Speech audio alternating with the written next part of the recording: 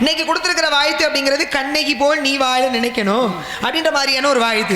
கண்ணகியோட வாழ்க்கை ரொம்ப பெருசா நிம்மதியா இல்லையே, என்னைய போய் ஏன் அவள மாதிரி வாழணும்னு நினைச்சீங்க? கண்ணகிக்கு தான் இந்த நாட்டுல செல வச்சாங்க. இல்ல செல வைக்கிறவங்க நிம்மதியா காப்பியத்தை எழுதினார் இளங்கோவடி. ஒரு மனித வாழ்க்கைக்கு தேவை என்ன அப்படின்னா நிம்மதியான வாழ்க்கையை தவிர செல கிடையாது. இவனை புரிஞ்சுக்கணும். செல வச்சவன் பூரா நிம்மதியா வாழ்ந்தானா கிடையாது. நீங்க சொன்ன மாதிரி நீங்க சொன்ன மாதிரி சிறைக்குள்ள இருக்கிற பூரா இப்ப ஜெயிலுக்குள்ள இருக்க மாட்டேன். இதான் உண்மை. ஏன்னா மற்ற இலக்கியங்களுக்கும் சிலப்பதிகாரத்துக்கு வித்தியாசம் உண்டு. நான் ஏன் பாடுனேன்னு தெரியுமா? நான் ஏன் பாடுனேன்னா கண்ணகி கற்புக்கரசி என்று பாடியதை விட அவள் காளியினுடைய அவதாரம். ஆமா, அந்த அவதாரம் என்பது ஒரு அம்மா மீனாட்சியினுடைய அவதாரம். நீங்க சொன்ன மாதிரி அது ஒவ்வொரு புலவர்கள் இருங்க, ஒவ்வொரு ஆசிரியர்கள் என்ன பண்றாங்க? அமைதியா இருங்க, ஆளாளுக்கு ஒரு பக்கம் பேசுறீங்க, அமைதியா இருங்கண்ணே. இப்ப ராமாயணத்தை எழுதணும் அப்படின்னா ராம அவதாரம் கூட பேர் வச்சாங்க. ஆமா, பேர் வைக்கணும் பட்டாங்க, பேர் வைக்கப்பட்டது. ஆக ஒரு கதையில ஒரு இலக்கியத்துல வரக்கூடிய கதாபாத்திரத்தை பேர் வைக்கிறது ஒரு வகை அப்படின்னா அந்த கதையில எந்த ஒரு பொருளை வைத்து பிரச்சனையோ அந்த பொருளோட பேரை வைக்கிறது பெருசு தானே. சிலம்பு அப்படின்றதற்கு அதிகாரம் கொடுத்து சிலப்பதிகாரம் இளங்கோவடிகள் பேர் வைக்கிறார். ஆக பூம்புகாரிலே பிறக்கிறார் கண்ணகி. பூம்புகார் என்பது காவிரி பூம்பட்டினம். ஆமா, புகாரிலே மாண்டான் என்று ஒரு வழக்கு இருக்கு. ஆமா, ஆனாலும் கண்ணகி காளியினுடைய அவதாரம் 4 சக்தி: போர் சக்தி, அருள் சக்தி, கோப சக்தி, புருஷ சக்தி. அதிலே போர் சக்தி துர்க்கை, அருள் சக்தி உமாதேவியார். ஆக காளிக்கு ஒரு சக்தி, அது போல புருஷ சக்தி அரி என்ற மகாவிஷ்ணு. ஏன்னா இன்னைக்கு பாருங்க, சரியான முறையில் ஒரு நீதிபதி நீதிமன்றத்துல அந்த இடத்துல அமர்ந்து தீர்ப்பு சொன்னது தப்புன்னு தெரிஞ்சு மாரடைப்பு வந்து இறந்த முதல்ல இருக்கிற ஒரு வழக்குனா கண்ணகி வழக்கு. அந்த பாட்டை பாடணும். நீ இவ்வளவு கதையை பேச ஆரம்பிச்சில்ல, இப்பதான் ஆரம்பிச்சிருக்கேன். ஏன்னா சில ஒரு நீதியை கொடுத்தது தவறாக வந்து விட்டது என்பதற்காக உயிர் போச்சு சொல்லிட்டு இருக்கேனா இல்லையா? என்ன மிரட்டுற? பொம்பளை பிள்ளையா? பொம்பளை பிள்ளையான்னு கண்ணகியை பேசிட்டு கேட்கலாமா நீங்க? அடக்க மட்டும் பெண்ணுக்குரிய குணம் அல்ல, தனக்கான நீதியையும் நியாயத்தையும் வீரத்தோடு எதிர்த்து கேட்பதும் பெண்ணுக்குரிய குணம் தான் நிரூபிச்ச கண்ணகியை பேசிவிட்டு பொம்பளை பிள்ளையான்னு கேட்டா சிலப்ப அப்புறம் மிரட்டிட்டு கையில கொண்டுட்டு போறா சிலம்பு. ஏன்னா பாண்டிய மன்னனுடைய கையில இருந்த சிலம்பு கோப்பெருந் தேவியினுடைய சிலம்புல முத்து மட்டும்தான் இருக்கும். ஏன்னா அவன் பாண்டிய நாட்டினுடைய மன்னே. பாண்டிய நாடு முத்துடைத்து என்ற பிறவைக்குரிய நாடு. ஆனா கண்ணகியினுடைய தந்தை யாரு? யாருங்க? சொல்லுங்க. கண்ணகியினுடைய தந்தை வந்து மிகப்பெரிய வணிக தொழில ஈடுபட்டு எல்லா மன்னர்களுக்கும் முத்து பவளம் மாணிக்கம் எல்லாத்தையும் வந்து கொடுக்கிறவரு. அப்படிப்பட்ட அவங்ககிட்ட இருந்து சிலம்பு எப்படிப்பட்டது தெரியுமா? விலை உயர்ந்த மாணிக்க கல்லாலான சிலம்பு கொண்டு போய் சிலம்பு நீட்டி செட்டியார் குலத்துல பிறந்த இன்னைக்கு ஆமா மாசத்துவன்னு பேர் இருக்கு. இப்ப என்னன்னா பாருங்க, தன் மேல குற்றம்னு ஆமா நம்ம பேர்லாம் இதுலதான் இருக்கு. தான் மேல குற்றம்னு வந்துருச்சுன்னு வைங்களேன், அதை எத்தனையோ வழியில சரி பண்ணி குற்றமற்றவன்னு காட்டக்கூடிய இந்த சூழல் இருக்கக்கூடிய இந்த கலியுகத்துல இந்த நாட்டுல தான் மேல குற்றம்னு தெரிஞ்சவன் அவன் பேசிய முதல் வாக்கு என்ன தெரியுமா? ஞானா மன்னவன், ஞானே கல்வன், கெடுக என் ஆயில் அப்படிங்கிறான். நான் மன்னவனே கிடையாது, நான் தான் திருடேன், கெட்டு அழிஞ்சு போட்டு என்னுடைய ஆயுள்னு அதே இடத்துல மாண்டு போனான். இப்ப இந்த கதையில ரொம்ப பேர் என்ன பண்றாங்கன்னா, சொல்லிக்கிறவா நீனே பேசுறிய பேசாதீங்க, நீயே பேசுறியன்னு சொல்றிய பாருங்க, நீங்க அதை சொல்றிய பாருங்க, வாயை திறந்தா மூடவே மாட்டீங்க. நீங்க ரொம்ப குறைவா பேசிருக்கம்மா. யாரு கேளு, சொல்லுங்க. நீ முடிச்சுக்கிறேன். யானோ கல்வன் கெடுக என் ஆயுள்னு அவர் சொன்னாரு. ஆமா, உடனே உயிர் போச்சு. ஆமா, அடுத்தபடியா கோப்பெருந்தேவியும் விழுந்து உயிர் விட்டா. ஏன்னு நினைக்கிறீங்க நீங்க? அதுதான் வரேன். இல்ல எதனாலயா இருக்கும்? புருஷன் இல்லைன்னா இனிமே வாழ முடியாது. அது மட்டும் இல்ல, புருஷன் இல்லைன்னா வாழ முடியாதுன்ற காரணமே இல்ல. ரொம்ப பேர் அந்த பார்வையிலே பாக்குறாங்க. கணவன் இல்லைன்னா வாழ முடியாது அப்படி பார்க்க போனா கணவன் ஒண்ணு நல்லவே இல்ல, அவனே கிட்டத்தட்ட விசாரிக்காம தீர்ப்பை கொடுத்து அந்த இடத்துல அவன் தப்பானவனா இருக்கான். ஆமா, அவனுக்காக இருந்து தவறான கணவனோட நம்ம வாழ்ந்ததும் குற்றம் என்று எண்ணினால் அதனால உயிர் போச்சு. அவளுக்கு அவ இறந்ததற்கான காரணத்தை கொடுத்திருக்கிறாரு ஒருத்தர். எப்படி அப்படின்னா, கணவன் இறந்து போயிட்டான்.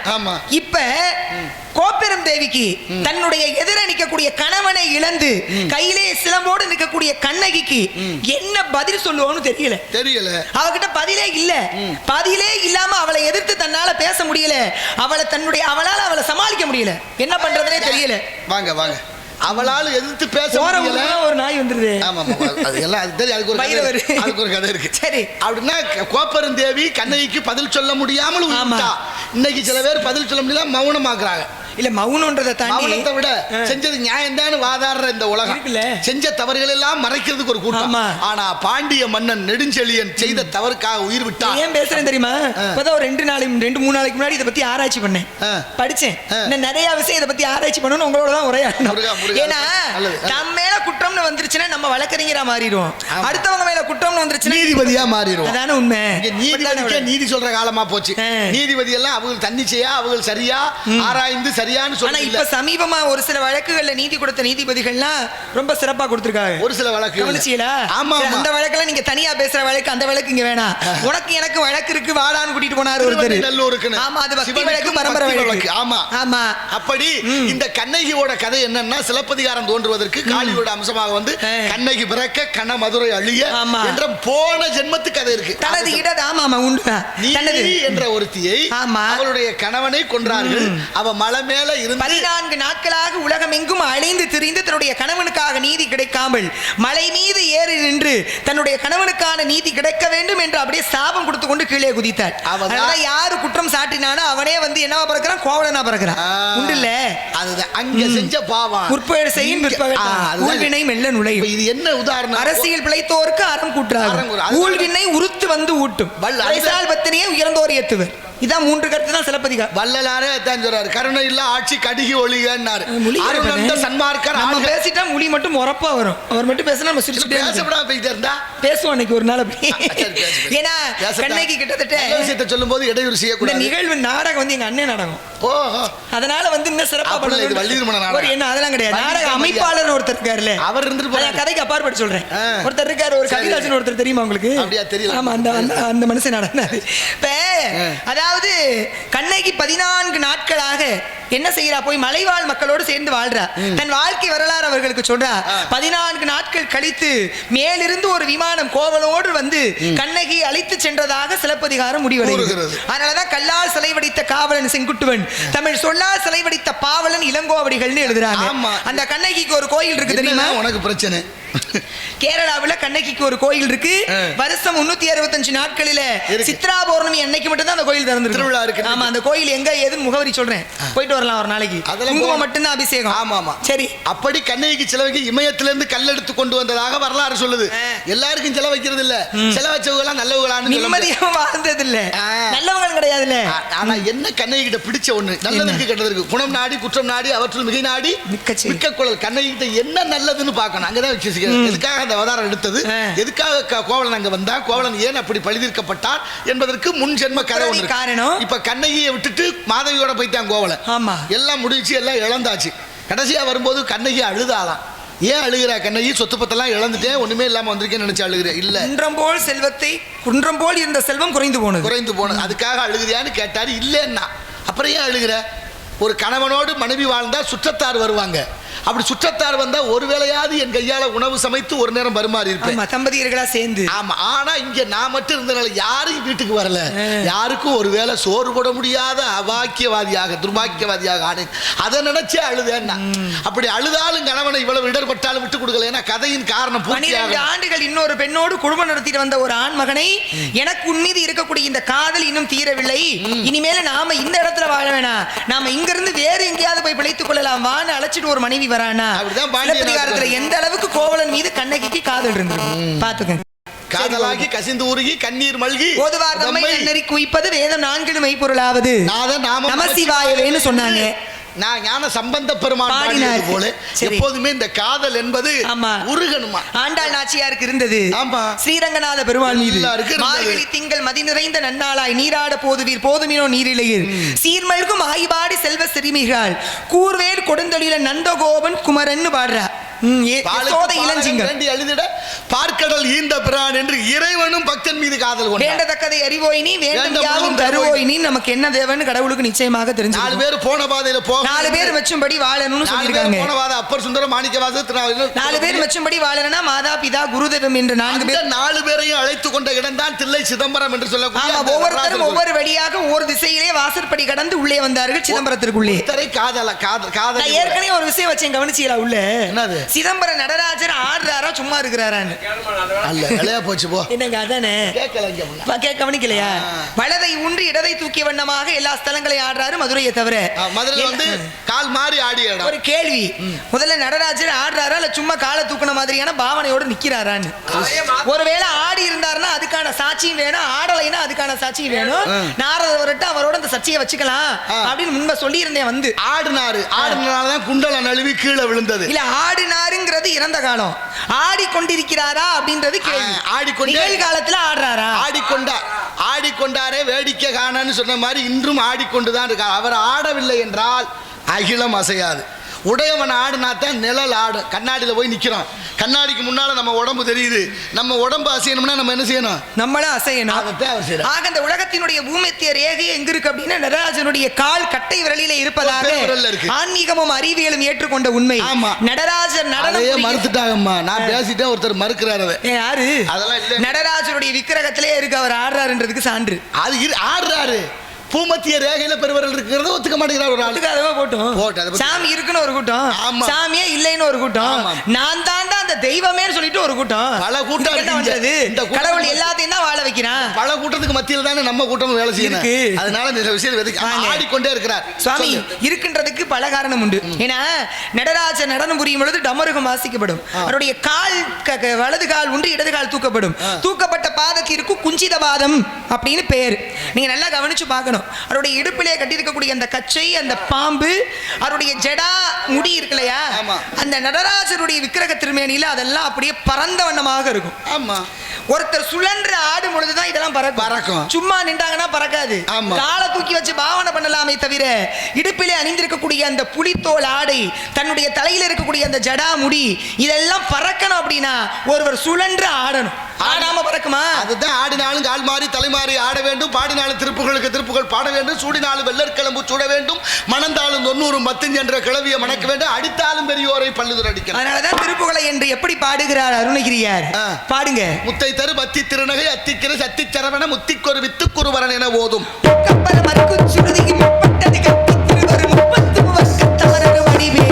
பத்து தலை தத்தை கனதோடு ஒற்றைக்கிரி மத்தை பொழுதரு பட்டப்பகல் வட்டத்தி வருகிற பத்தற்கரதத்தை கடவைய பச்சைகள் மெச்சத்தகு பொருள் வச்சத்துடன் ரட்சித்தருள்வதும் ஒரு நாள். தித்தித்தே ஒத்தப்பரிபுறம் நித்தப்பதம் வைத்து பைரவி திக்கொக்க நடிக்க கழுதொடு கழுகாட திக்கு பரியட்ட பைரவது சத்திரப்பரிக்கு திருக்கடக என ஓதும். கொத்துப்பறை கொட்ட களமிசை குக்கு குகு குக்கு குகு குத்தி புதை புக்கு புடி என முது கூகை பொற்பட்டில நட்பட்ட உணரை பலியிட்டு குலகிரி குத்துப்பட ஒத்து புறவள பெருமாள். பெருமாளே பெருமாளே என்று பெருமாளும் அல்ல பெருமாள் வருது, திருநாளும் அல்ல திருநாள். பெருமாள் இருந்த இடத்தை இராமையினால் வருந்தெடுத்து போவதே அது வஞ்ச புகழ்ச்சி. ஆமா. ஒரு மனுஷன் பெரிய திருவடி இருக்கு, சின்ன திருவடி இருக்கு.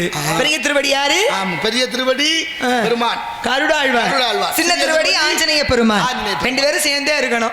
ஆஞ்சநேய பெருமான் அவருடைய ஆலயத்துல அவருடைய நாமத்திற்கு பதிலாக ராமநாமம் தான் சொல்றாங்க. ராமநாமம் எங்கெல்லாம் வந்து சொல்லப்படுகிறதோ அங்கெல்லாம் ஆஞ்சநேயர் இருந்து அதை கேட்பார் என்பது சத்தியமான உண்மை. ராமாயணம் மட்டும் ராமான்னு சொன்னாலே அவர் கேட்பார். ஆமா.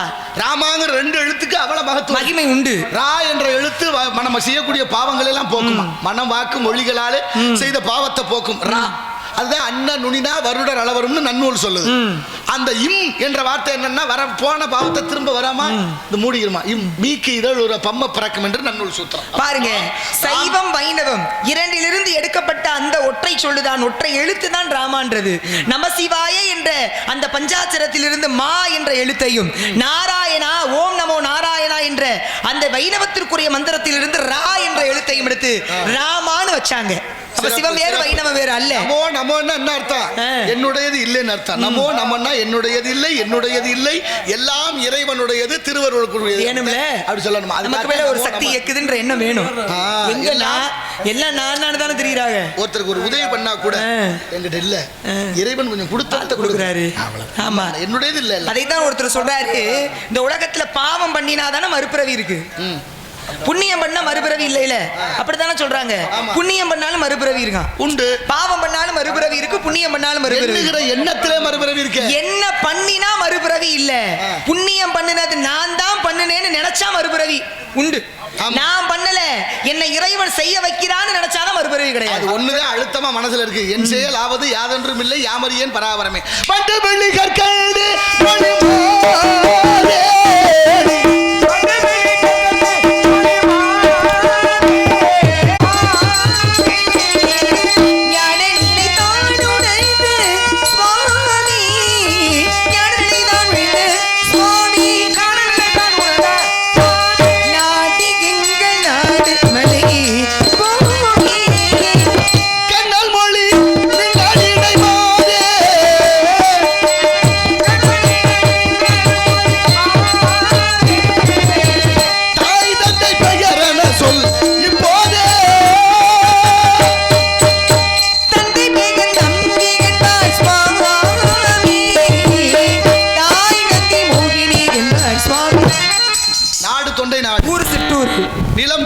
ஆமாம் அமைத்திருப்பது தேங்குவது முருகப்பெருமானை. முருகனுடைய திருவருளாலே எல்லாம் நல்லபடியா நடக்கும். ஆமா, திருவருளும் குருவருளும் வேணும். ஆமா, உருவாய் அருவாய் உளதாய் இளதாய் மறுவாய் மலராய் மணியாய் ஒளியாய் கருவாய் உயிராய் கதியாய் விதியாய் குருவாய் வருவாய் அருள்வாய் குகனேன்னார் அருணகிரியார். ஏற்பட்ட அருணகிரியாருடைய வாக்கின்படி முருகப்பெருமான் இங்கே எல்லோருக்கும் நலம் பயக்க வேண்டும். ஆமா, யாம் இருக்க பயம் ஏன் என்று என்ன பண்டாருணை கடலே கண்டா போற்றின்னு ஒவ்வொரு ஆலயங்களிலும் எழுதப்பட்டிருக்கு. திருகனக சபைக்கோர் அரசியன்னார்.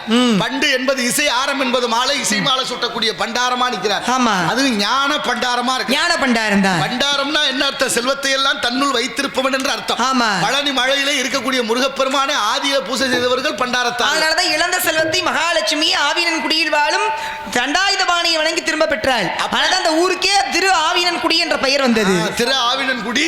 அதுல 5 பேருக்கு முக்தி கொடுத்த இடம்.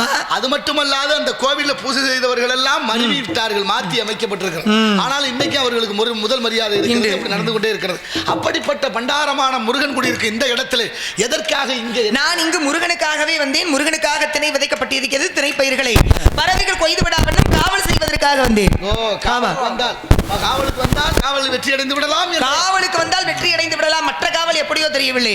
வந்தது வெற்றி வேலனுக்காக. வெற்றி வேலனுக்காக வந்துவிட்டு வெற்றி அடைந்து விடலாமோ என்ற அவநம்பிக்கை ஏற்படலாமா? ஒரு வருடம் முழுவதும் படிக்கிற மாணவருக்கு ஒரு நாள் பரீட்சைன்னு ஒண்ணு வருது. ஆமா, இப்ப 3 பரீட்சை. சரி, 3 நாளா வைக்கிறாங்க. இல்ல காலாண்டுக்கு அப்புறம் ஒரு பரீட்சை, மாத பரீட்சைன்னு ஒண்ணு, அதுக்கப்புறம் அரை பரீட்சை, மறுபடியும் ஒரு பரீட்சை, அப்புறம் முழு பரீட்சை. 3 பரீட்சை 6 வந்துருது. இப்ப பரீட்சை எதுக்கு வைக்கிறா? மாணவன் தேர்ச்சி பெறுகிறானா என்பதற்கு. சோதிப்பதில்ல, எந்த அளவுக்கு படிச்சிருக்காரு அப்படின்றத தெரிஞ்சுக்கணும். அந்த தேர்ச்சிகளை கண்டிப்பா நம்ம பரீட்சை அடிக்கடி பரீட்சையை கலந்துக்கிறோம். பரீட்சை வந்தா தான் நம்ம வாழ்க்கையிலே ஒரு பரீட்சை தேர்வு இருக்கத்தானே செய்யுது. சுடரும் பொன் போல. ஆனா பழுக்க காய்ச்சின இரும்புதான் அடித்தால் வளை. அதுபோல இந்த இடத்திலே உனக்கென்று ஒரு பெருமையாக இருக்க வேண்டும். இந்த பெண்களுக்குரிய பருவங்கள். பெண்களுக்கு 7 பருவங்கள். பேதை பதுமை மங்கை மறந்தே அறிவை தெளிவை பேரில் நான் அடைந்துள்ள பருவம் மங்கை பருவம். ஆடிப்பட்ட தேடி விதைக்கணும், தூத்திக்கிறணும், பருவத்தை பயிர் செஞ்ச மாதிரி எல்லாம் செஞ்ச கர்ணன் அன்னதானம் மட்டும் பண்ணல, எல்லாம் செஞ்சு மறந்துட்டாரோ என்ன? அதனாலதான் அன்னதான சத்திரத்திற்கு வழிகாட்டியதால அந்த கையில இருக்கிற ஆள்காட்டி விரல் சிறப்படைந்ததா. பசி வந்துருச்சு, வேற வழி இல்ல, அந்த ஆள்காட்டி விரல வாயில வச்சு சப்பு பசி தீரும்னு சொன்னாங்க. ஏன் அது வச்சுட்டு நான் இப்ப நீ சொன்ன கதை தான் வழிகாட்டுறேன். ஐயா அன்ன சத்திரம் அங்க இருக்கு, அங்க இருக்கு போங்க அப்படின்னு காட்டுனது. எப்போதுமே இந்த வழிகாட்டுனதுக்கு அப்படின்னா அன்னதானம் போட்டா எப்படி? அப்ப வள்ளலாரெல்லாம் என்ன சொல்றது சொல்லுங்க? வாடிய பயிரை கண்ட போதெல்லாம் என்று வள்ளலார் அருட்பெருஞ்சோதி, தனிப்பெரும் கருணை, தனிப்பெருங்கருணை அருட்பெருஞ்சோதி. அப்பேற்பட்ட வள்ளலாருடைய திருவருளால் சரி எல்லாத்துக்கும் ஒரு காரண காரியங்கள் இருக்கு. திருவாசகத்திற்கு பிறகு ஒரு அழகான அருள் நூல் உண்டுனா திருவருட்பானா. திருவாசகத்துல மாணிக்க வாசக பெருமான் எந்த அளவுக்கு சிவபெருமானையும் அருளையும் இந்த உலகிற்கு கொடுத்தாரோ அதுபோல் ரொம்ப எளிமையாக திருவருட்பா மூலமாக கொடுக்கிறார் வள்ளலார். திருவாசகத்தை ஓலைச்சுவடியை எழுதி குடுமியில வச்சிருப்பாராம் வள்ளலார். அடிக்கடி இப்படி தொட்டு தொட்டு பாத்துக்குவார் பத்திரமா இருக்கான்னு அந்த நினைவுல வச்சு நினைவு. அதனாலதான் இமை பொழுதும் என்னெஞ்சில் நீங்காதான் தாழ்வாழ்க என்று இப்படியெல்லாம் இந்த இறைவன் மீது பக்தி கொண்டு இலக்கியங்களை கொட்டி வைத்திருக்கிறார். ஆன்மீகத்து இலக்கியங்களும் நிறைய இருக்கு, அதிகமா இருக்கு. படிக்கதான் ஆள் இல்ல. பருவகாலத்தை வீணா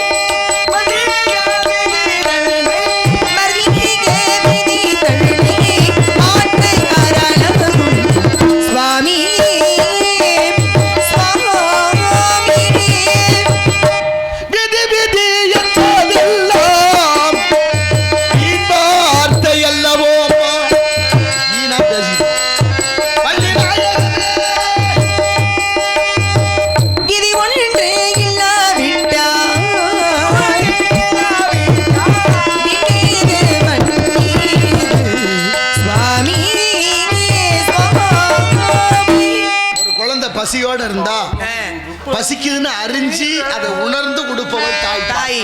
அதனாலதான் பால் நினைந்தூட்டும் தாயினும் சால. பாலுக்கு பாலகன் வேண்டி அழுது ஒரு குழந்தை அழுத தாய் மார்புல பால் கொடுக்கலாம். இல்ல ஒரு கடலையே கொடுத்தாருன்னா எவ்வளவு பெரிய வசதி இருக்கு அவர்கிட்ட இருக்கு. அதனால அவர் அவ்வளவு கொடுத்தார். வசதி இருந்து என்ன பண்ணு, ஆனால் வசதியே இல்ல. ஆண்டாள் 100 அண்டா நெய் படைப்பேன் சோறு படைப்பேன்னு வந்தார். என்ன விசாலமா இருக்கணுமா, குறுகிய எண்ணம் மனசு, எண்ணம் குறுகிய எண்ணங்களும் குறுகிய மனப்பான்மை இருக்க கூடாது. எண்ணம் விசாலம்.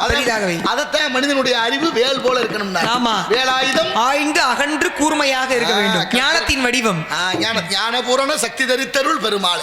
அதனாலதான் இந்த கற்பூர புத்தி, கரிவாள புத்தி, கரிமட்ட புத்தியில 3 புத்தி இருக்கு. ஆமா, இந்த 3 உடனே பிடிச்சது ஒரு வகை, கொஞ்சம் காலதாமதமா பிடிச்சி இருக்கிறது ஒரு வகை, பிடிக்கவே பிடிக்காததுன்னு ஒரு வகை. பிடிக்காத வகையில நிறைய இருக்கு. ஆமா, நிறைய ஒரு பிரச்சனையா இருக்கு. ஆமா ஆமா, நாடகத்தையே கவனிக்கல.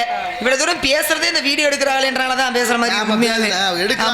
4 பேர் பாப்பாங்களே, 4 விஷயம் பேசணுமே அப்படின்றதுனால நீங்க வாட்டுக்கு பேசுங்க, நாங்க வாட்டுக்கு நடத்துறோம். வாங்க சுவாமி, அவருக்கா தெரியணும். இன்னும் கொடுமை இல்ல, 1 மணி நேரம் வேற உபதேசம் பண்ணி ஊருக்கு ஒரு புண்ணியமும் இல்ல. மாப்பிள்ள வார்த்தை அன்னைக்கு போட்டோம் பாரு. என்னங்க சரி சரி போட்டு விடுங்க சுவாமி. விதியை வெல்ல எவராலும் முடியாது. சொன்ன மாதிரி ஒரு பதில் நம்ம போவோம். கடை விரித்தேன் கொள்வார் இல்லை, அதுக்கு என்ன பண்ண முடியும்? விரிக்கிற கடையை விரிச்சு வச்சிருவோம், வாங்குறது வாங்காத அவங்க பிரியம். அதனால சுவாமி விதியை வெல்ல எவராலும் முடியாது. விதி வழியது நாங்க எவராலும் இல்ல, சில பேரால முடியும். என்ன முடியும்? அப்படி முடிஞ்ச கதைகள், முடிஞ்ச கதை கூட விதியா தான் இருக்கும். இல்ல அதுக்கு காரணம் என்ன? சொல்ல உங்க விருப்பத்துக்கு பேசாதீங்க, எழுத்து எழுத்து பேர் எதுக்கு தான் பேசுவேன். மதி ஏன் அது விதி இல்ல, மதி இல்ல இது விதி. என்ன செய்வேன், என்ன செய்வேன் அப்படியே அப்படி அதெல்லாம் கிடையாது. இப்படித்தான் நான் நினைச்சதே வேறு. வாழ்க்கை பாதை லட்சியமே வேற. இங்க கொண்டு வந்து விட்டு இப்படி பேசணும்னு கொடுத்தது இறைவனுடைய விதி. இல்ல அங்கேயும் மதிதான். எங்க இந்த இடத்துல இப்படி வரணும், இங்க வந்து நான் பேசணும், அதுக்கு பதில் சொல்லணும் அப்படிங்கிறது ஒரு மதி. அந்த மதி என்ற சொல்லவா உங்க மனசுக்கே தெரியும் விதி தான் பெருசுன்னு இருக்கு. பேசணுமே சிவசிவா சொல்லலாமா? அப்படி தரித்திரம்னு சொல்லாதீங்க.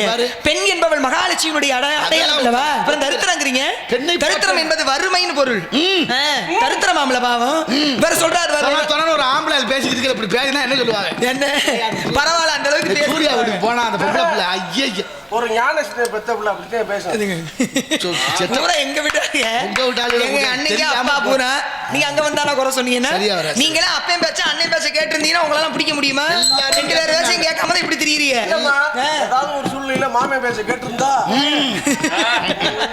எல்லாரும் கேட்டா அவர் சமயத்துக்கு இந்த மாதிரி பேசுவாரு. அப்பன் மேல கேட்டிருக்கேன். சரி இருக்கட்டும், அதனால அங்கெல்லாம் உன்னை வைக்க கூடாது. சரி, உன்னை கொண்டு போய் ஒரு இடத்துல வைக்க. எங்க கொண்டு போய் வைக்கணும்? இங்க வச்சதை நீங்க தான் இன்னொரு போறீங்க. ஆமா ஆமா, என்ன இடம் சொல்லுங்க. மாப்பிள்ளை வாத்து வந்து கல்யாணம் பண்ணிக்கிறேன். உங்க வேலையை கட்ட ஆரம்பிச்சிட்டீங்களா? என்னடா அது எலி அம்மனம்மா ஓடுவேன்னு பார்த்தேன். இப்பதான் தெரியுது காரணம் போல. வேட்டியை கட்டி விடு. அது வாங்க மாப்பிள்ளை ஓட்டு வந்தீங்களா? மாப்பிள்ளை பேரு ஊரு யாரு? ஜாதகம் வச்சிருக்கீங்களா? வேலவா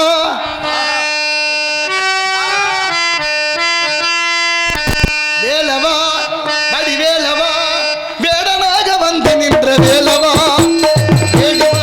அன்பரை நாடிவா ஆண்டியாக வந்து நின்ற ஆண்டவா வேலவா வேலவா வேலனாக வந்து நின்ற வேலவா நீ ஓடிவா அன்பரை நாடிவா ஆண்டியாக வந்து நின்ற ஆண்டவா வேலவா வெற்றிவேல் முருகனுக்கு மணவாளனுக்கு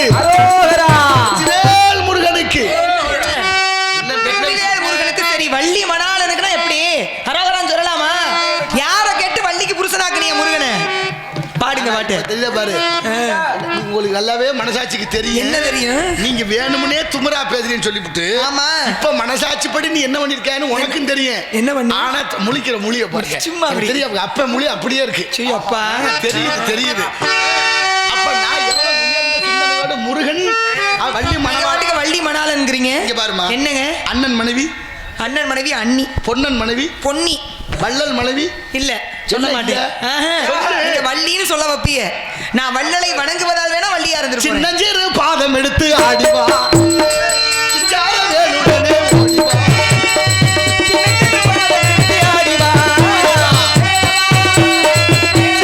பாதம் எடுத்து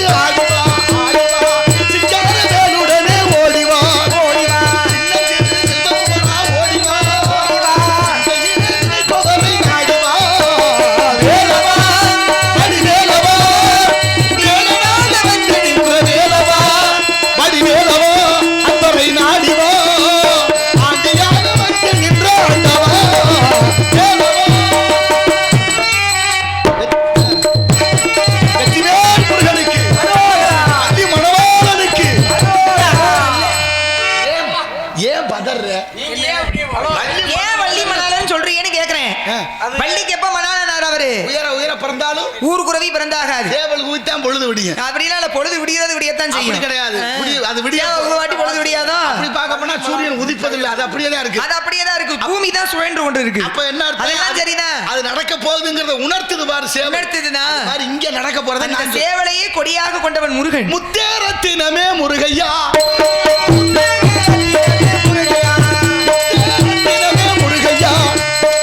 முழுமதி முகத்தவனே கண்பையா, முழுமதி முகத்தவனே கண்பையா, செல்வகுமரா ஓடிவா, வேலவா வழி வேலவா,